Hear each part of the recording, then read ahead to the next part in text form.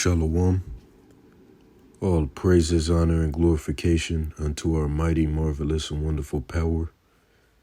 Call Halim La Allahayanawa Yahweh Bahashim, Yahweh Shai Bahashim, Rakakwadash. Double honors unto the elders and apostles of Great Millstone, whom rule well, and who are great examples to our younger brethren, and also whom I've learned this truth from. Salutations as well as health and wellness unto the hopeful elect of Yahweh Ba'Shem Yahweh Shai scattered across the earth. This is your brother Allah coming to you with another lesson. And the title of this lesson will be, When the Enemy Shall Come In Like a Flood, Soon to Come. And, pretty much this lesson is derived from a article that I ran across, right? And, just seeing the title of the article made me think of, that particular prophecy, right? And you see it says rising death toll in Oregon due to severe flooding, right? And, this article is referring to literal flooding, right? But that made me think of, when the Lord has that prophecy play out and Esau comes in like a flood, and the thought process was, how much death is going to be ministered following that, because you got to remember Esau is, one of the swords of the Lord, and he's going to be used to put down a lot of Jake, right? Like you gun-toting Jake, you D-boys, you thug niggas, you Jakes that think you're hard. A lot of you're going to be put down by Esau, right? By the hand of Yahweh Ba'Shem Yahweh Shai. And the scriptures tell you that, man. Right? But we're going to get into it. So, Lord willing, the elect of Yahweh Ba'Shem Yahweh Shai be edified. And this lesson will probably be a quick hit and straight to the point. So let's get right into it. So once again, when the enemy shall come in like a flood. And first and foremost, we could start off with that, matter of fact, since that's where the title is derived from. Isaiah, the 59th chapter, and verse 19. And it reads, So shall they fear the name of the Lord from the west, and his glory from the rising of the sun. When the enemy shall come in like a flood, the Spirit of the Lord shall lift up a standard against him. You see? And ultimately, the Lord is going to lift up that standard against him for the elect, which consist of the 144,000 and the rest of the elect, men, women, and children. But everybody outside of the elect is going to perish. See? So that standard only pertains to the elect, right? Standard, defense, so on and so forth, which that's going to be spiritual power. And only the elect are going to receive that. You see? So let me read it again. So shall they fear the name of the Lord from the west, and his glory from the rising of the sun. When the enemy shall come in like a flood, right? That enemy is talking about Esau. And during the time of persecution and chaos, the Spirit of the Lord shall lift up a standard against him. See? Verse 20, and the Redeemer, which is Hamashiach Yahushai our Lord, shall come to Zion, and unto them that turn from transgression in Jacob, saith the Lord, right? Referring to the elect, right? The elect are those that, are going to turn from transgression and turn towards the Lord, to the best of their ability. You see? Because there's certain things that the elect would be doing,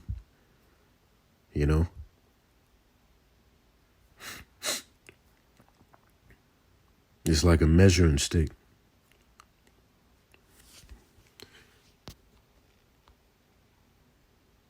So let's see. That's why,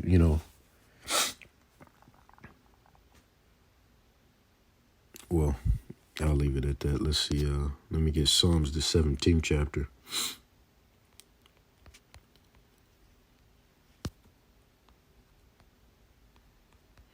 And verse 13.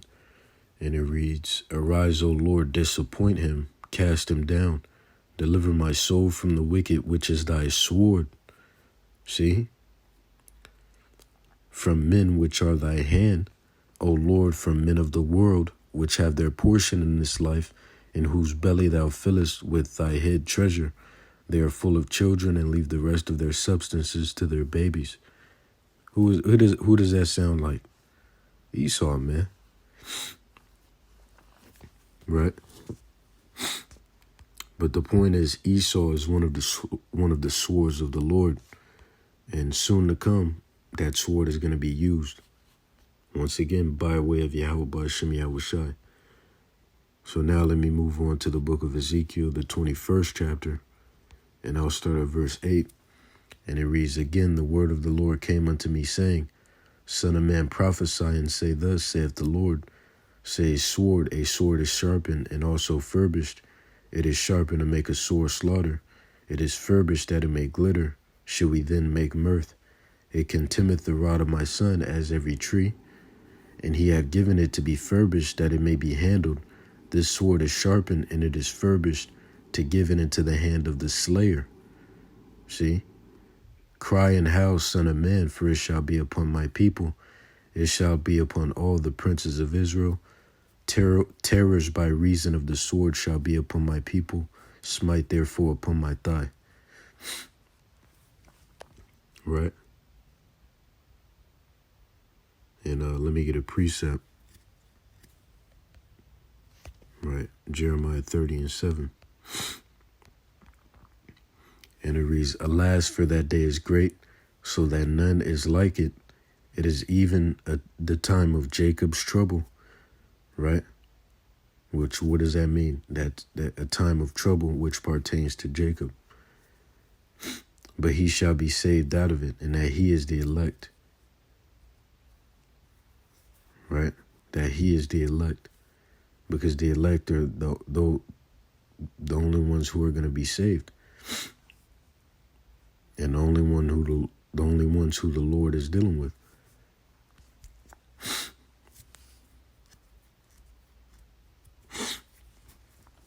So once again, alas, for that day is great, so that none is like it.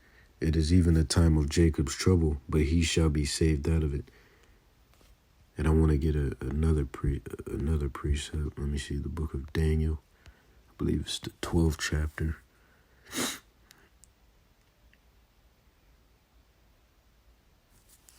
Salakia. Oh, verse 1. And it reads, And at that time shall Michael stand up, the great prince, which standeth for the children of thy people. And there shall be a time of trouble, such as never was since there was a nation even to that same time. And at that time thy people shall be delivered, everyone that shall be found written in the book, which those who are written in the book are the elect, once again. And, that's what we're pushing, man. The elect, the elect, the elect. That's what it's all about,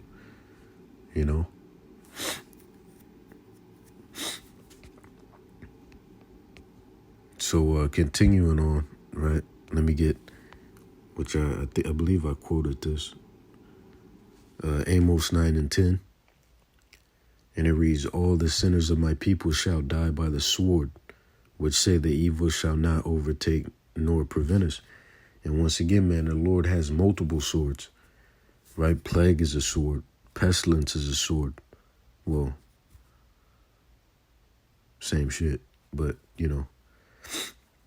famine is a sword, right? A flood is a sword, right? Different, the Lord can use different beasts of the earth to minister death. That's a sword, you see?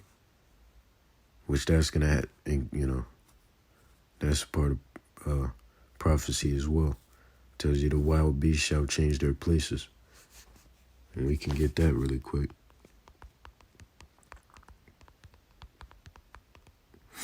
Right, 2nd Esdras 5 and 8, it reads, there shall be a confusion also in many places, and the fire shall be oft sent out again, and the wild beasts shall change their places, and minstrels women shall bring forth monsters.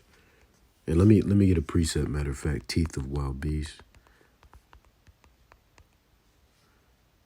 Right, this is, I'll start at 28, Ecclesiasticus 39 and 28. And it reads, there be spirits that are created for vengeance, which in their fury lay on sore strokes. In the time of destruction they pour out their force, and appease the wrath of him that made them. Fire and hell and famine and death, all these were created for vengeance. Here's the point, teeth of wild beasts, and scorpions, serpents, and the sword, punishing the wicked to destruction.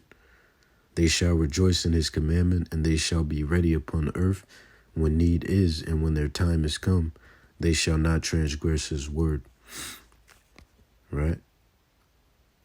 So now let me get 2nd Esdras, the 15th chapter. Right, going into that sword, man. 2nd Esdras 15 and 5. And it reads, behold, saith the Lord, I will bring plagues upon the world, the sword, famine, death, and destruction. For wickedness hath exceedingly polluted the whole earth, and their hurtful works are fulfilled. Right? Cannibalism is a sword. Starvation is a sword. Let's jump to the 16th chapter, and then I'm going to close out. And I'm going to read verse 18 on down. It reads, the beginning of sorrows and great mournings, the beginning of famine and great death, the beginning of wars, and the powers shall stand in fear, the beginning of evils. What shall I do when these evils shall come? Behold, famine and plague, tribulation and anguish are sin and scourges for amendment. But for all these things they shall not turn from their wickedness, nor be always mindful of the scourges. Behold, victuals shall be so good cheap upon earth, that they shall think themselves to be in good case. And even then shall evils grow upon earth, sword, famine, and great confusion. For many of them that dwell upon earth shall perish of famine, and the other that escape the hunger shall the sword destroy.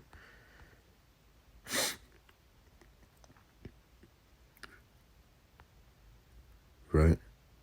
Verse 23, and the dead shall be cast out as dung, and there shall be no man to comfort them, for the earth shall be wasted, and the city shall be cast down.